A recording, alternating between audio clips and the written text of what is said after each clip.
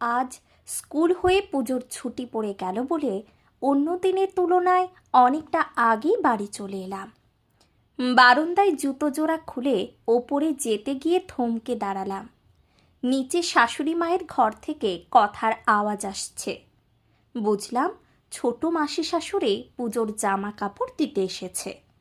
দুই বোনের গল্প চলছে। আমার শাশুড়ি মা বলছেন, আর বলিস না, চাকরি করা মেয়ে ঘরের বউ হয়ে এলো, ভাবলাম সংসার এবার একটু সচ্ছল হবে। ও বাবা, কোথায় কি! না হলে বিয়ের পর এই প্রথম পুজো, বছরকার দিনে একটা শাড়ি পর্যন্ত আমাকে দিল না। কম টাকা মাইনে পাই, কম করে ওর জন্য আমি, মনটাই কত কষ্ট হয় বলতো। মাসি শাশুড়ি প্রতিবাদ করে বললেন, কে শেখাবে বলো দেখি ওকে? ছোটবেলায় বাপ মা দুজনেই মারা গেছে, কাকা কাকির ঘরে মানুষ, কে এইসব পুজোর তত্ত্ব করবে বলো তো? তবে এই কমাসে ছোট বৌমার ব্যবহার তো খারাপ দেখিনি। নিজের হাতে একটা শাড়ি দেবে না পুজোর দিনে, এটা কেমন যেন অবাক লাগছে আমারও। মেয়েটার মন এতটা ছোট তা তো বুঝতে পারিনি। আমারও কেমন যেন খটকা লাগছে একটু। শাশুড়ি মা বললেন, ওসব দেখনদারি বুঝেছিস, মুখে মিষ্টি কথা দিয়ে সব ম্যানেজ করে দেবে।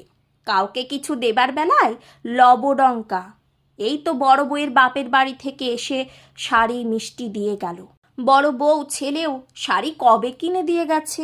এমনি আমার খাওয়া পড়ার কোনো অভাব নেই, কিন্তু ওর একটা কর্তব্য বলে জিনিস নেই। এই নাকি শিক্ষিত মেয়ের শিক্ষার নমুনা। আমি নিজেই মনে মনে মুচকি হেসে উপরে চলে গেলাম। যতই আমার নিন্দে করুক, ঠিক করেছি পুজোয় আমি শাশুড়ি মাকে শাড়ি দেব না, কিনিও নি। দেখি না কি করে, কত নিন্দে করতে পারি ছোট বউয়ের। নিজের ঘরে এসে ফ্রেশ হয়ে চেঞ্জ করে নিচে নামলাম। মাসিমার সঙ্গে দেখা করা দরকার। মাসিমার জন্য কেনা গরদের শাড়িটা আলতা সিঁদুর হাতে করে শাশুড়ি মায়ের ঘরে ঢুকলাম। দেখলাম ঘরে বড় যা ইতিমধ্যেই হাজির। আমাকে দেখে মাসি শাশুড়ি হেসে বললেন, ছোট বৌমা যে, এসো এসো, কখন এলে টের পাইনি তো। আমি হেসে বললাম, এই খানিক আগে। আপনারা গল্প করছিলেন বলে আর ডিস্টার্ব করিনি। একেবারে ফ্রেশ হয়ে নামলাম। তারপর হাতে জিনিস কটা দিয়ে প্রণাম করে বললাম, পুজোয় পরবেন?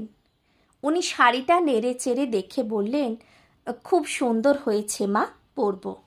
তুমি দিয়েছ